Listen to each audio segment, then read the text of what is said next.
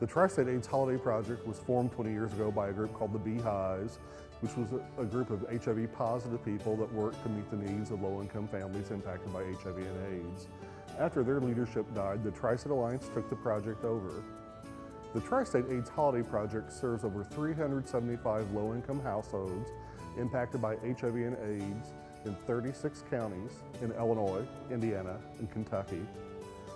I've made a lot of the deliveries myself, and a lot of the households we serve are some of the poorest households I've ever seen, in trailers, apartments, and rundown houses and other places. For many of these families, this is the only gifts they'll receive, and it really makes a difference to try to brighten someone's holidays, especially when someone's disabled and they're trying to provide for their kids. There are 3 main ways you can help. 2 of the ways are sponsoring a family. We get clothing, sizes, and other gift requests. You can go out and do the shopping for the family or household you sponsor, or you can send a check and we can actually do the shopping for you. The other way people help is by donating grocery store gift cards or donating for us to purchase grocery store gift cards. So that way the family can purchase some perishables and the food that would most brighten their holidays. Well, I've been involved with this project for a number of years, and I feel it is extremely important. I have, as a pastor, I have done some ministry with people who have HIV and AIDS, and many of them struggle. So when this project came along, I said, yeah, let's get involved. We put up a tree at the church with ornaments on it, which have specific gift items that are then later delivered to families. And then, of course, we collect funds as well for gift certificates. And I like both parts of it because they can specify a particular gift, but also then they get the gift card and they can shop for what they need or want. And I just think that's a beautiful way to make a gift to people, anybody for that matter. In fact, all my grandkids love it when I give them a gift card or cash, and I understand why, because they can go and find, whatever they really want and that they'll enjoy and be able to use.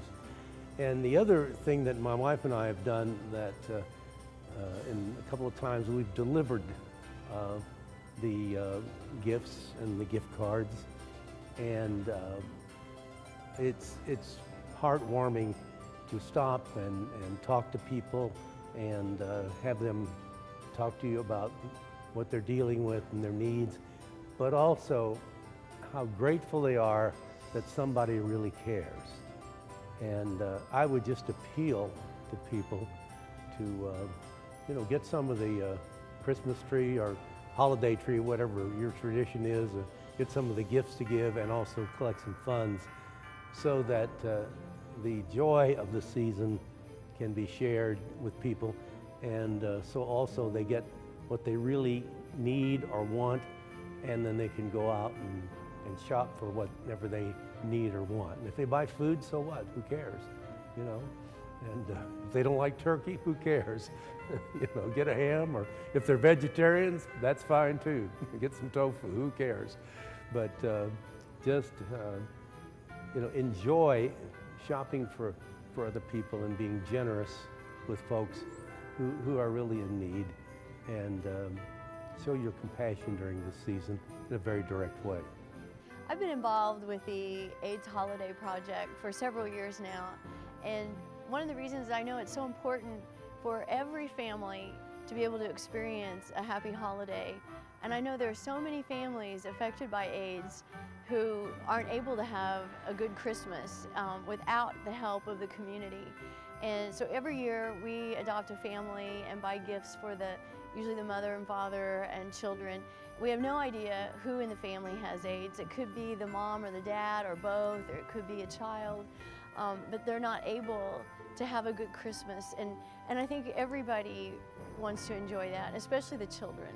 And so I try sometimes to get people at work involved, maybe to help either just put in money and I'll buy the gifts, or each person will take a different person on the list and buy them something for Christmas. So, I mean, it's not only does it make you feel good that you're helping, but it really is providing an important service for people. in our community.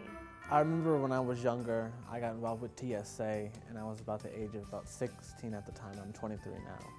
And I remember the ideas of the holiday project being floated around, and we all were able to volunteer for different aspects of it. At the time, I was too kind of nervous to do that. But after it was all said and done, I saw the families that were impacted by what we were giving them for that holiday season.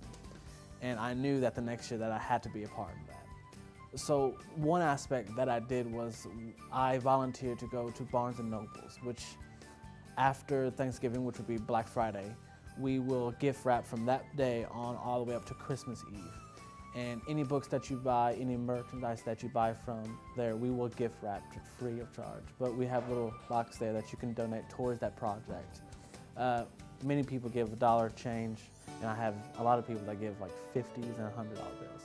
And I try to explain to them that they don't truly understand what that money does for people that they don't even know. You know, I think of it as a ripple effect. We say that the Holiday Project impacts 300 families, but I think of it as, well, on average, there's about 4 people per family. So that's 1,200 people. That's over 1,000 people that I think that I helped in some way change their Christmas or their Thanksgiving. And for me, as a young individual, I just try to keep on coming back and trying to give more and get my friends to come. And it's very important for the youth to get more involved, as I did. And it's easy just to come in and sign up for a day and say, I'm going to be here at Barnes & Noble to wrap a gift, which that gift will get some money and it's going to buy a gift card. And so I would just implore more youth to get out there, to get involved, to help these families.